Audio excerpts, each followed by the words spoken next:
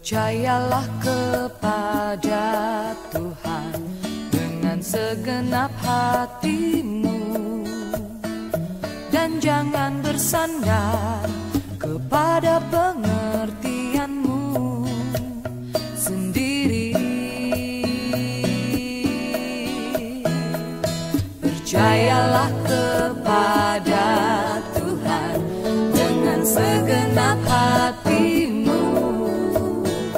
dan jangan bersandar kepada pengertianmu sendiri.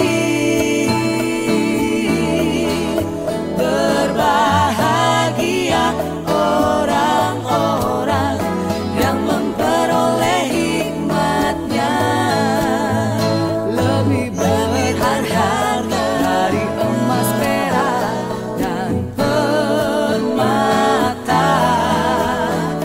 Umur panjang di tangan kananmu, kekayaan hormat di tangan kiri. Jalan-jalannya penuh damai sejahtera senantiasa.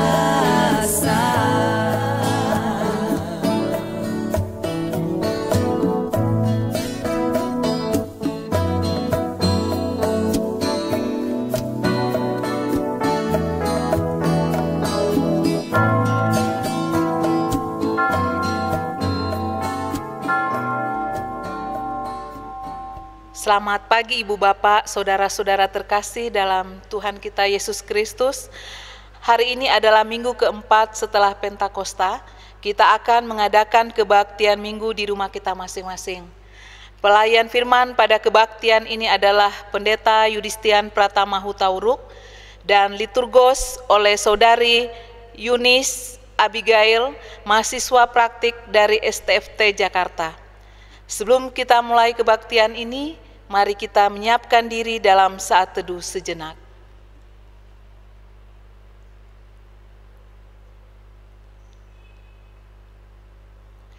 Saat teduh selesai. Hari telah berganti hari, satu pekan lagi sudah kita lalui. Banyak hal yang sudah kita lakukan, semua kita lalui dengan penyertaan Tuhan. Saat ini kita kembali berhimpun untuk berbakti kepadanya. Marilah kita memasuki kebaktian minggu hari ini dengan gembira. Kita berdiri dan menyanyikan Kidung Jemaat 21 ayat 1 dan 2, Hari Minggu, Hari yang Mulia.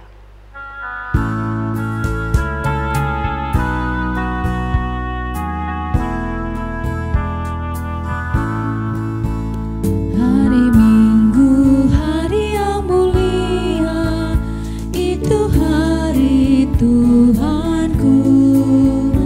Ia bawa rasa bahagia masuk dalam hatiku. Hari Minggu, hari Tuhan, hari suci dan teduh. Hari Minggu, hari Tuhan, hari suci dan teduh.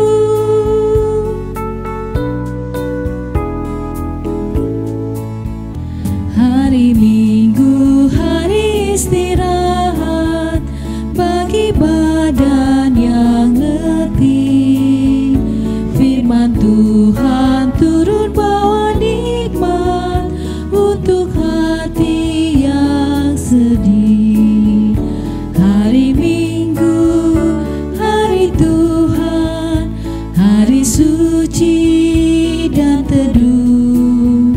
Hari Minggu, hari Tuhan, hari suci dan teduh. Ibu Bapak Saudara Jemaat Tuhan, kebaktian minggu kita pada hari ini akan kita mulai dengan keyakinan bahwa pertolongan kita adalah dalam nama Tuhan yang menciptakan langit dan bumi, yang kasih setianya kekal untuk selama-lamanya.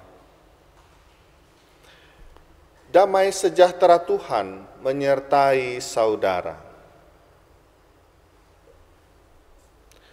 Saudara-saudaraku, tema kita pada kebaktian minggu ini adalah bukan milik saya, tetapi miliknya.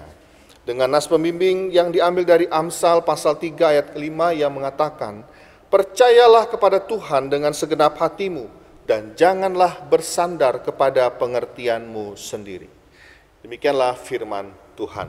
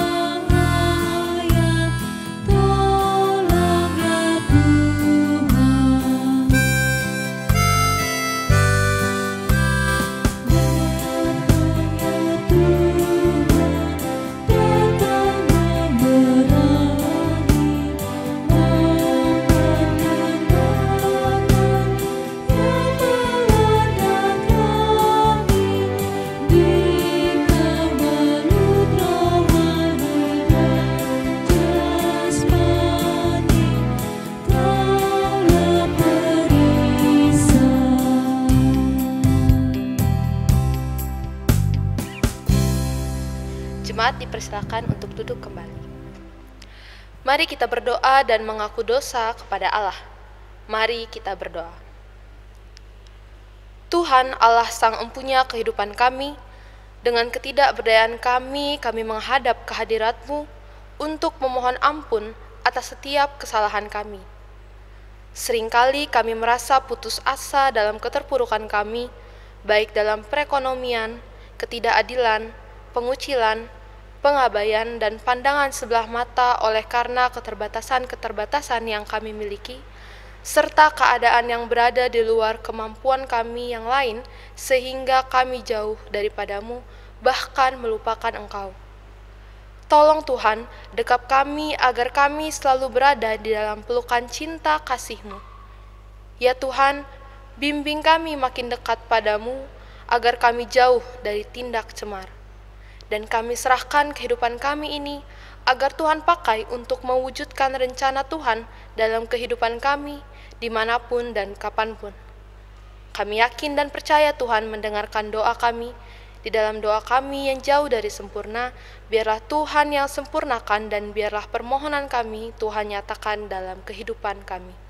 Dalam nama Tuhan Yesus kami alaskan doa permohonan ini. Amin. Saudara-saudara, kini dengarkanlah dan terimalah berita anugerah pengampunan dari Allah, seperti yang tertulis di dalam Mazmur pasal 86 ayat yang kelima. Sebab Engkau, ya Tuhan, baik dan suka mengampuni dan berlimpah kasih setia bagi semua orang yang berseru kepadamu. Demikianlah berita anugerah dari Tuhan.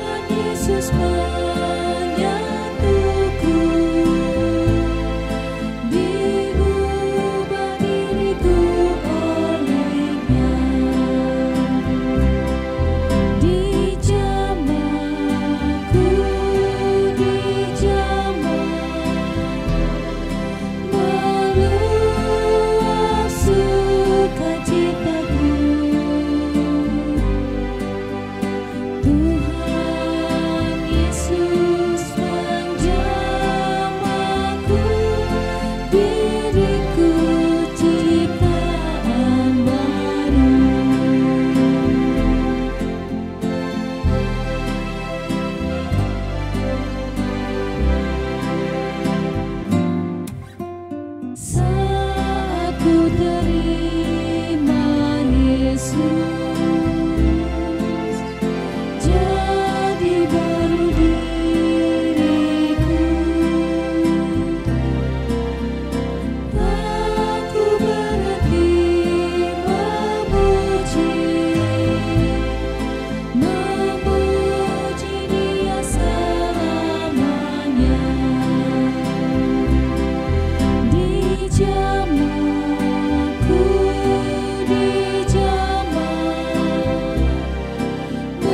meluap sukacitaku.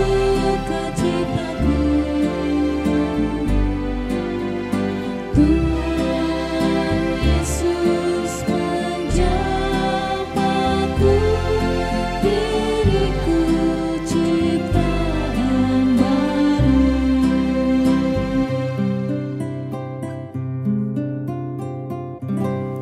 Bapak Ibu Saudara, kita akan mendengar dan merenungkan firman Tuhan bersama-sama. Sebelumnya kita berdoa. Mari kita berdoa.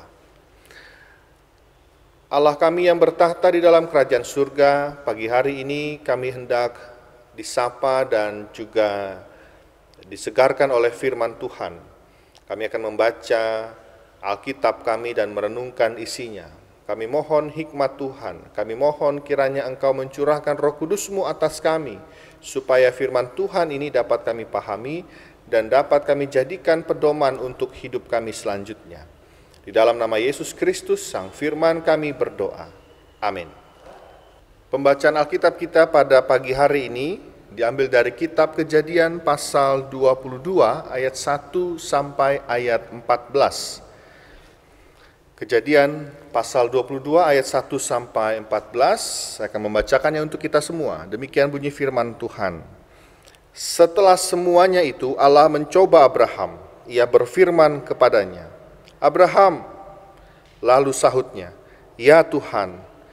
Firman-Nya, ambillah anakmu yang tunggal itu, yang engkau kasihi, yakni Ishak. Pergilah ke tanah Moria dan persembahkanlah dia di sana sebagai korban bakaran pada salah satu gunung yang akan kukatakan kepadamu. Keesokan harinya, pagi-pagi, bangunlah Abraham.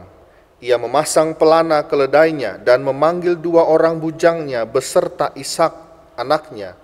Ia membelah juga kayu untuk korban bakaran itu, lalu berangkatlah ia dan pergi ke tempat yang dikatakan Allah kepadanya. Ketika pada hari ketiga, Abraham melayangkan pandangnya, kelihatanlah kepadanya tempat itu dari jauh. Kata Abraham kepada kedua bujangnya itu, tinggallah kamu di sini dengan keledai ini. Aku beserta anak ini akan pergi ke sana. Kami akan sembahyang, sesudah itu kami kembali kepadamu. Lalu Abraham mengambil kayu untuk korban bakaran itu dan memikulkannya ke atas bahu Ishak anaknya, sedang di tangannya dibawanya api dan pisau. Demikianlah keduanya berjalan bersama-sama. Lalu berkatalah Ishak kepada Abraham ayahnya, Bapa. Sahut Abraham, ya anakku. Bertanyalah ia, di sini sudah ada api dan kayu, tetapi di manakah anak domba untuk korban bakaran itu? Sahut Abraham, Allah yang akan menyediakan anak domba untuk korban bakaran baginya, anakku. Demikianlah keduanya berjalan bersama-sama. Sampailah mereka ke tempat yang dikatakan Allah kepadanya.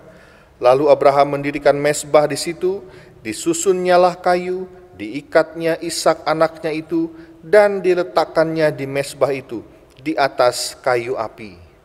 Sesudah itu, Abraham mengulurkan tangannya, lalu mengambil pisau untuk menyembelih anaknya. Tetapi berserulah malaikat Tuhan dari langit kepadanya, Abraham, Abraham. Sahutnya, ya Tuhan. Lalu ia berfirman, jangan bunuh anak itu, dan jangan kau apa-apakan dia, sebab telah kuketahui sekarang bahwa engkau takut akan Allah, dan engkau tidak segan-segan untuk menyerahkan anakmu yang tunggal kepadaku. Lalu Abraham menoleh dan melihat seekor domba jantan di belakangnya, yang tanduknya tersangkut dalam belukar. Abraham mengambil domba itu, lalu mengorbankannya sebagai korban bakaran pengganti anaknya. Dan Abraham menamai tempat itu, Tuhan menyediakan. Sebab itu sampai sekarang dikatakan orang, di atas gunung Tuhan akan disediakan. Demikian pembacaan Alkitab kita. Berbahagialah setiap orang yang mendengar dan memelihara firman Tuhan di dalam hidupnya. Haleluya.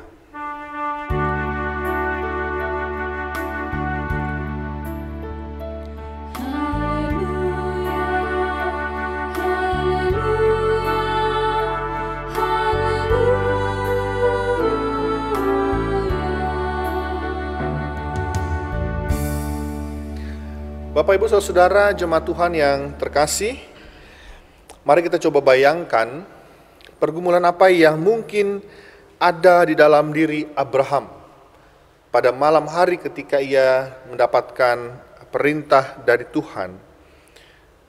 Sebagai seorang ayah yang diminta untuk mempersembahkan anaknya sendiri.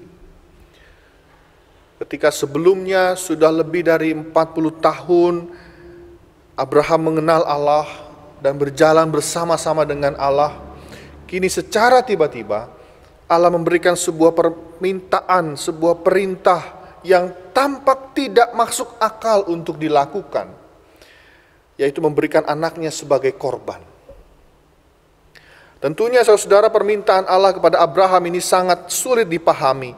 Kehendak Allah ini sangat tidak mudah untuk dapat dicerna dan dilakukan. Pertanyaan, mengapa Tuhan, mengapa dan mengapa? Mungkin menjadi pertanyaan yang menggerogoti hati dan pikiran Abraham sepanjang malam itu. Dan ketika cerita berlanjut, diceritakan pagi-pagi benar Abraham sudah bangun, mempersiapkan segala sesuatunya. Ia berangkat ke Gunung Moria tanpa mendapatkan penjelasan tentang pertanyaan yang mengusik hati dan pikirannya itu. Meskipun hatinya tercabik-cabik, tetapi Abraham tetap pergi untuk melakukan apa yang dikehendaki oleh Allah. Bahkan ia mempersiapkan semuanya dengan sangat baik dan tanpa kekurangan satu apapun. 3 hari lama perjalanan Abraham dan rombongannya menuju Gunung Moria. Kira-kira 140 km jauhnya perjalanan mereka. Dan sepanjang itu pula saudara, mungkin Abraham harus menutupi perasaannya saat itu di depan Ishak anaknya. Selama 3 hari itu pula Abraham terus mengolah perintah Tuhan kepadanya. Dan 3 hari juga waktu yang dimiliki oleh Abraham untuk seandainya ia berniat untuk membatalkan keputusannya dan kembali pulang ke rumah, atau setidaknya 3 hari waktu yang ia miliki untuk bernegosiasi ulang dengan Tuhan.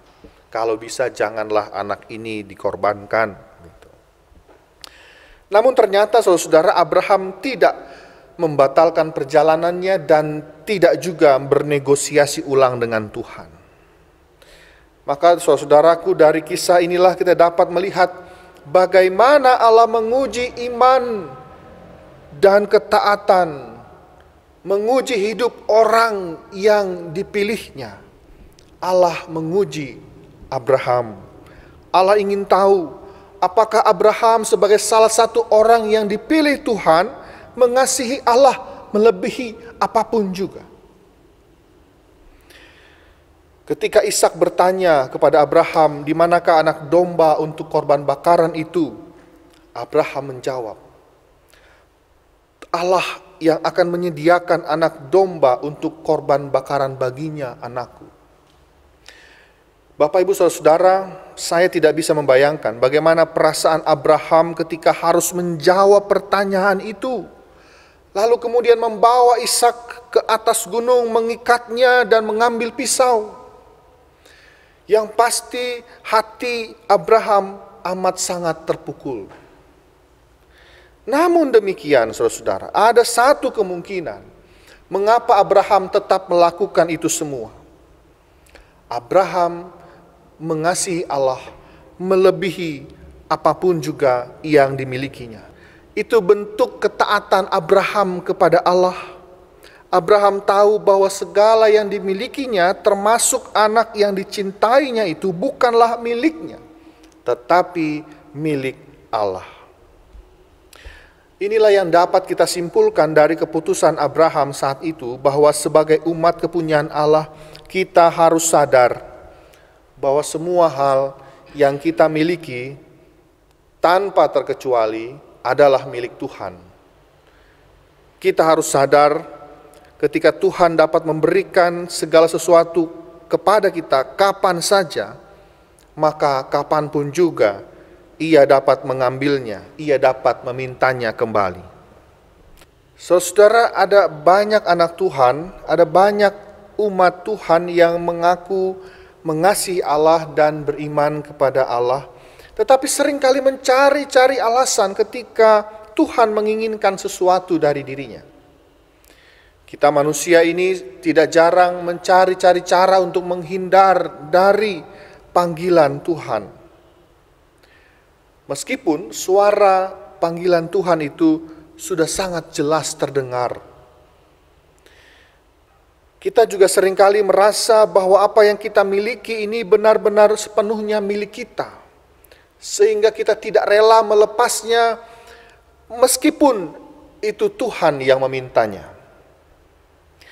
Maka saudara-saudara, ketaatan Abraham mengingatkan kita untuk memiliki ketaatan yang total, tanpa meragukan kuasa dan cinta kasih-Nya kepada kita. Allah sudah memberikan yang baik untuk kita, bahkan yang terbaik. Maka sudah sepatutnya, sudah sewajarnya kita pun melakukan hal yang sama. Mau memberikan yang terbaik untuk Tuhan, untuk kemuliaan nama Tuhan. Nyawa kita, hidup kita ini adalah milik Allah. Harta yang kita miliki adalah milik Allah. Kepandaian, kecerdasan kita adalah milik Allah. Talenta kita adalah milik Allah.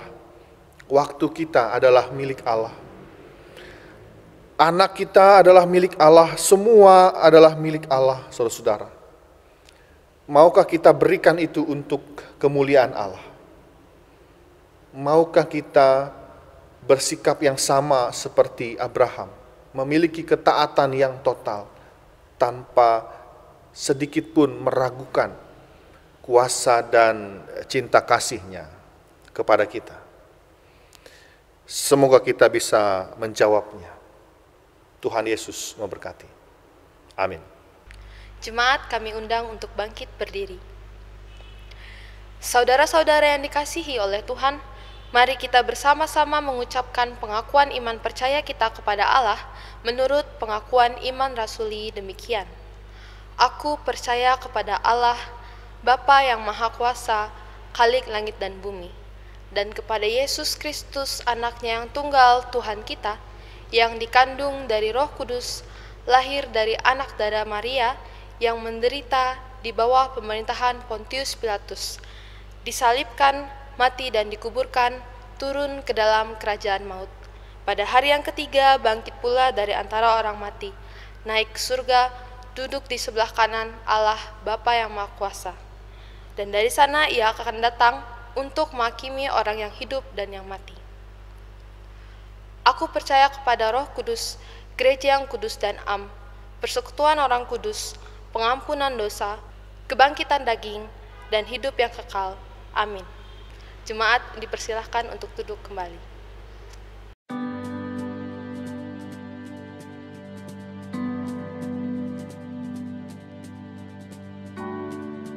Apa benar kita sudah bisa kembali beribadah tatap muka di gedung gereja? Shalom Ibu Bapak Saudara dikasih oleh Tuhan kita Yesus Kristus. Apa kabar? Saya berharap kita semua dalam keadaan baik. Memang tidak terasa sudah 3 bulan kita tidak beribadah secara langsung bertatap muka di gedung gereja. Kita menyadari bahwa pandemi COVID-19 belum selesai, belum berakhir. Meskipun demikian, kita akan memulai sebuah kenormalan baru dalam kehidupan bergereja kita. Berdasarkan dengan kebijakan pemerintah, sebetulnya sejak tanggal 7 Juni 2020 yang lalu, gereja dan juga rumah-rumah ibadah yang lain sudah diperbolehkan untuk mengadakan kembali kegiatan-kegiatan peribadahan secara tatap muka. Tentu juga kebijakan ini akan terus dipantau dan dievaluasi untuk kepentingan bersama. Berarti kita sudah boleh ibadah di gereja mulai minggu depan ya? Namun demikian, Bapak Ibu Saudara-saudara, kita tidak perlu terburu-buru untuk bisa kembali beraktivitas di gedung gereja untuk beribadah secara bertatap muka. Oleh karena itu, Majelis Jemaat GKP Sukabumi memutuskan untuk memulai kembali peribadahan secara langsung mulai awal bulan Juli 2020, yaitu tanggal 5 Juli 2020. Dengan tetap memperhatikan dan memberlakukan protokol-protokol kesehatan yang diatur oleh pemerintah secara tegas, namun juga dengan bijaksana. Berarti mulai 5 Juli kita semua bisa ke gereja. Tentu kita tidak bisa secara sekaligus datang berbondong-bondong seluruh anggota jemaat datang untuk kembali berkebaktian di gedung gereja. Maka majelis jemaat akan membatasi anggota jemaat yang datang untuk beribadah tiap minggunya. Pada minggu pertama bulan Juli, tanggal 5 Juli, yang akan ikut kebaktian di gedung gereja adalah anggota jemaat yang ada di wilayah 1. Pada minggu kedua bulan Juli, tanggal 12 Juli 2020, anggota jemaat yang akan berkebaktian adalah anggota jemaat yang ada di wilayah 2. Dan kemudian pada tanggal 19 Juli 2020 yang akan kebaktian di gedung gereja adalah anggota jemaat yang ada di wilayah 3. Pada minggu keempat kita akan mulai mencoba 2 kali kebaktian dengan pembagian wilayah yang akan diinformasikan oleh majelis jemaat kemudian. Lalu, siapa saja sih yang boleh datang ke gereja? Nah, Bapak Ibu Saudara, sesuai dengan protokol yang sudah ditetapkan oleh pemerintah, kita juga akan memperhatikan orang-orang yang akan datang. Tentu juga menghindari resiko-resiko. Maka anggota jemaat yang memiliki kerentanan untuk tertular tidak diperkenankan. Anak-anak di bawah usia 15 tahun dan juga lansia yang berusia di atas 60 tahun untuk sementara waktu tidak diperkenankan datang untuk beribadah di gedung gereja. Begitupun dengan anggota jemaat yang memiliki riwayat penyakit yang membahayakan seperti hipertensi, sakit jantung, penyakit-penyakit pernafasan, atau anggota jemaat yang sedang berada dalam keadaan tidak sehat. Untuk sementara waktu disarankan untuk tidak datang dan beristirahat di rumah.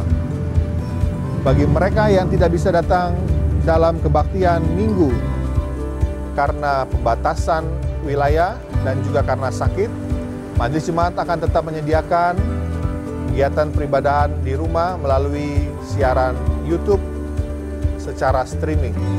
Bagaimana dengan kebaktian kategorial lainnya? Selain itu, kebaktian-kebaktian kategorial yang lainnya, mulai dari kebaktian sekolah minggu, kebaktian remaja, kebaktian perempuan, kaum pria, lansia, dan juga kebaktian rumah tangga untuk sementara waktu tidak kita lakukan. Sementara itu, majelis jemaat akan melengkapi seluruh sarana penunjang protokol kesehatan yang ditentukan oleh pemerintah. Protokol kesehatan dalam peribadahan. Cuci tangan.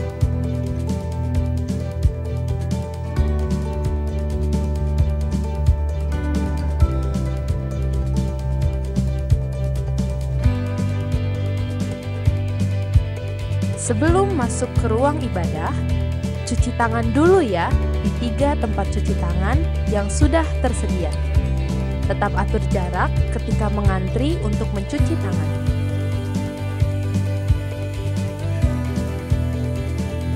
Cek suhu dengan mengantri berjarak.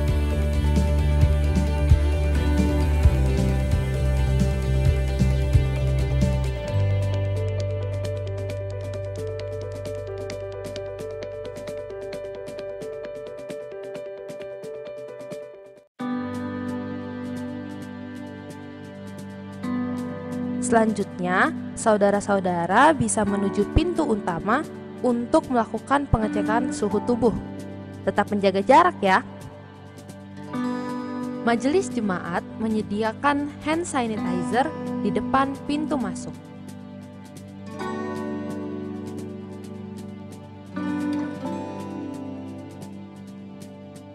Memilih tempat duduk.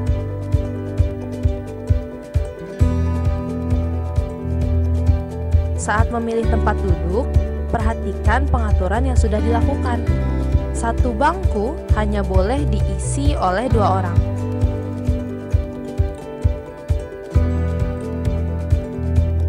teknis persembahan. Saat melakukan persembahan, saudara-saudara dapat memasukkan persembahan ke beberapa kotak yang telah tersedia, karena tidak ada kantong persembahan yang akan diedarkan. Jemaat juga dapat memberikan persembahan dengan metode transfer ke nomor rekening gereja. Tidak ada salaman. Selama masih menjalani new normal, kita tidak bersalaman dengan berjabat tangan. Kita akan menggantinya dengan salam namaste atau bentuk salam yang lain. Setelah kebaktian keluar dari 3 pintu, saudara-saudara dapat keluar melalui 3 pintu yang sudah tersedia.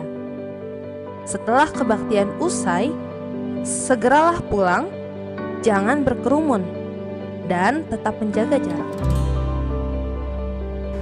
Dan yang paling penting untuk juga diperhatikan adalah saudara diwajibkan untuk memakai masker sejak dari rumah selama peribadahan di gedung gereja sampai saudara pulang kembali ke rumah. Dan jangan lupa membawa hand sanitizer, juga terus menjaga kesehatan. Saudara-saudara, demikianlah panduan kegiatan peribadahan di era kenormalan yang baru yang akan kita jalani mulai bulan Juli nanti. Semoga Bapak Ibu Saudara bisa terus memperhatikan panduan ini dan mematuhinya demi kepentingan dan kebaikan kita bersama.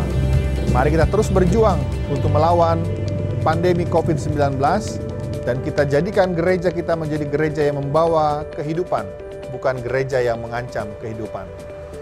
Sampai jumpa, Tuhan Yesus memberkati. Saudara, mari kita menaikkan doa syafaat kita. Kita berdoa.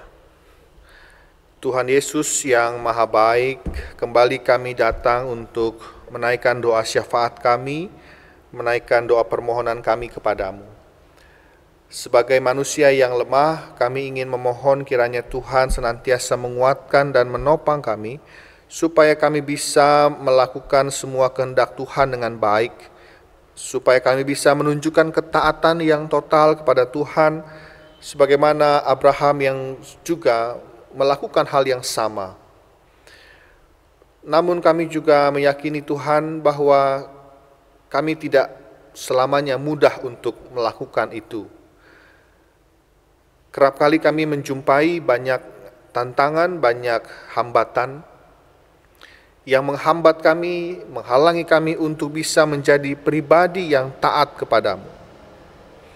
Untuk itu kami memohon Tuhan kiranya hikmat-Mu terus dapat Engkau curahkan, sehingga di dalam segala pergumulan kami tetap bisa menjadi orang-orang yang taat kepada Tuhan. Kami mau membawa segala pergumulan kami itu, kesulitan-kesulitan yang saat ini sedang kami hadapi. Kami mau menyerahkan kehidupan keluarga kami di dalam rumah tangga kami mau menyerahkan kehidupan pekerjaan kami, usaha kami. Kami mau menyerahkan juga kehidupan studi anak-anak kami.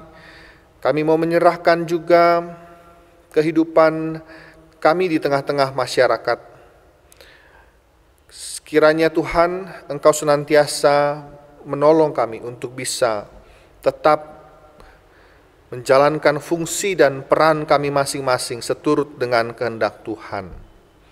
Kami mau berdoa bagi mereka yang saat ini dalam keadaan sakit. Kami mau berdoa bagi mereka yang saat ini dalam keadaan lemah fisik. Sembuhkanlah mereka, pulihkanlah mereka kembali Tuhan. Kami juga mau berdoa bagi saudara-saudara kami, orang tua kami, kaum lansia. Kiranya Engkau terus memelihara mereka. Kiranya Engkau terus menjaga mereka. Dan biarlah sukacita dan damai sejahtera juga boleh melingkupi kehidupan mereka. Tuhan, kami mau berdoa untuk rencana kami kembali beribadah di gedung gereja ini yang akan kami mulai secara bertahap pada tanggal 5 Juli mendatang.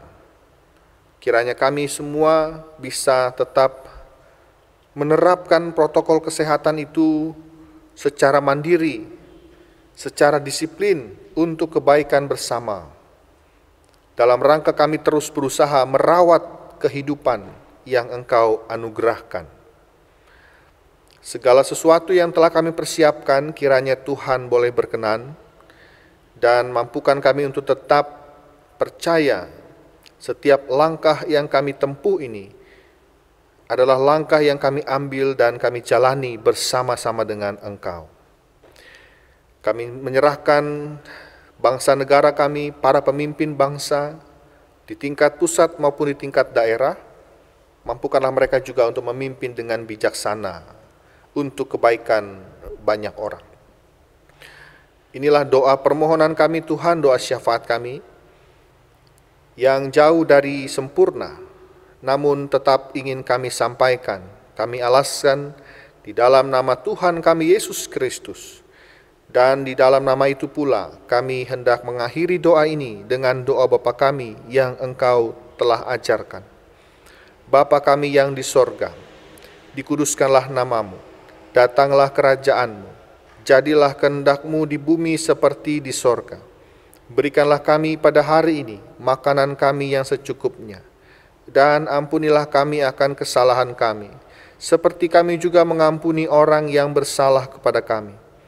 Dan janganlah membawa kami ke dalam pencobaan, tetapi lepaskanlah kami dari yang jahat. Karena Engkaulah yang empunya kerajaan dan kuasa dan kemuliaan sampai selama-lamanya. Amin. Marilah kita memberikan persembahan kita sebagai wujud syukur kepada Tuhan. Dengarlah firman Tuhan yang mendasari persembahan kita, yaitu dari Roma 12 ayat 1. Karena itu saudara-saudara, demi kemurahan Allah, aku menasihatkan kamu, supaya kamu mempersembahkan tubuhmu sebagai persembahan yang hidup, yang kudus, dan yang berkenan kepada Allah. Itu adalah ibadahmu yang sejati. Keluarga dapat menghimpun persembahan di rumah masing-masing dan mengirimkannya dengan metode transfer ke rekening gereja atau memasukkannya ke kotak persembahan yang disiapkan di gereja.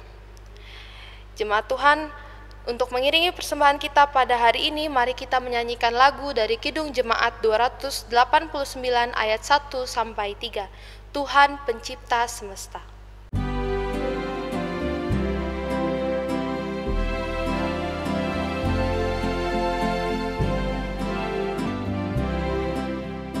Tuhan Pencipta semesta, Kaulah yang maha mulia, sungguh besar karunia yang Kau beri.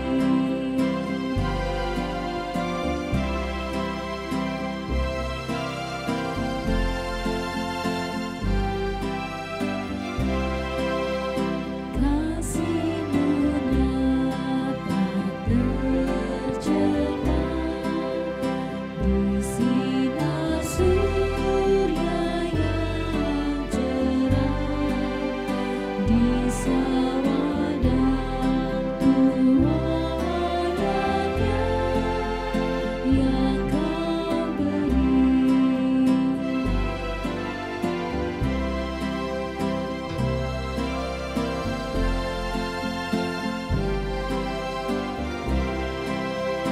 Puji syukur terimalah atas berkat anugerah di rumah yang sejahtera yang Kau beri. Saudara-saudara, mari kita menyerahkan persembahan kita dalam doa kepada Tuhan. Kita berdoa. Tuhan, dengan segala kerendahan hati dan disertai kesadaran bahwa segala yang kami miliki semuanya berasal daripada-Mu, maka saat ini kami datang menghadap-Mu dengan membawa persembahan yang tiada artinya dibandingkan dengan kasih-Mu yang besar. Kiranya Engkau berkenan menerima persembahan kami ini. Ajarlah kami mensyukuri setiap berkat yang Tuhan karuniakan, sekecil apapun, dan jadikanlah juga kami saluran berkat bagi sesama. Di dalam nama Yesus Kristus kami berdoa. Amin. Saudara-saudara yang dikasihi oleh Tuhan, kehendak Tuhan terkadang memang kita rasa seperti melampaui batas kemampuan kita sebagai manusia. Dan tidak jarang juga membuat kita tidak mampu memahaminya. Namun kita terus diingatkan untuk mengupayakan ketaatan yang total untuk mengasihi Allah dan melakukan kehendak-Nya.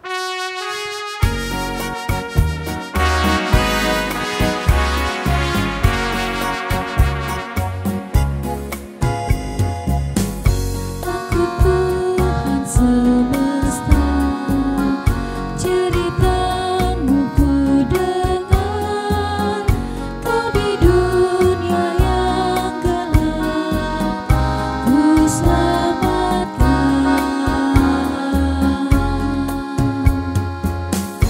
Akulah pencipta terang, malam jadi benderang.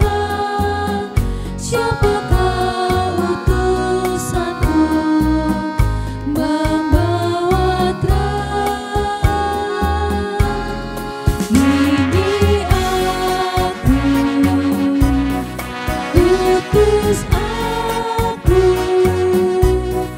Ku dengar engkau memanggilku. Utus aku, tuntun aku, ku prihatin akan umatku.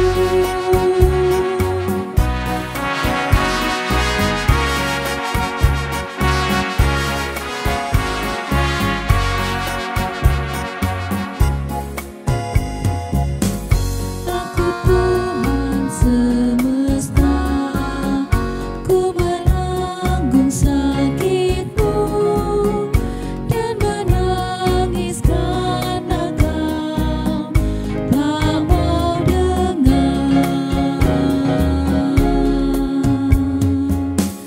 Kan ku robah hatimu yang keras jadi lembut.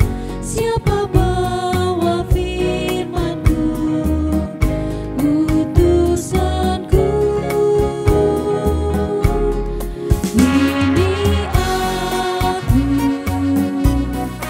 utus aku. Ku dengar engkau memanggilku. Utus aku, tuntun aku, ku prihatin akan umatku. Saudara-saudara, kini mari kita lanjutkan hidup kita dan terus melakukan firman Tuhan. Kini terimalah berkat-Nya. Kiranya cinta kasih Allah Bapa melingkupi saudara, kiranya hikmat dari Sang Anak menerangi saudara, kiranya kuasa Roh Kudus senantiasa bergelora di dalam jiwa saudara, dan kiranya berkat dari Allah Tritunggal tinggal diam bersama dengan saudara saat ini sampai selama-lamanya. Haleluya. Amin.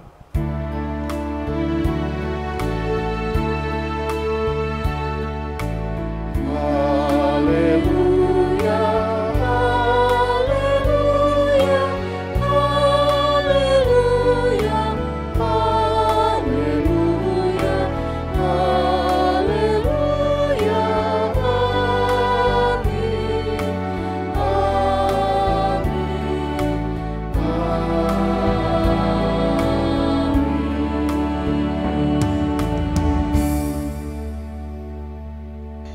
kebaktian minggu ini telah selesai, kami atas nama Majelis Jemaat GKP Sukabumi mengucapkan terima kasih atas keikutsertaan dan partisipasi Anda dalam kebaktian ini. Selamat melanjutkan aktivitas dimanapun Anda berada. Tuhan Yesus memberkati.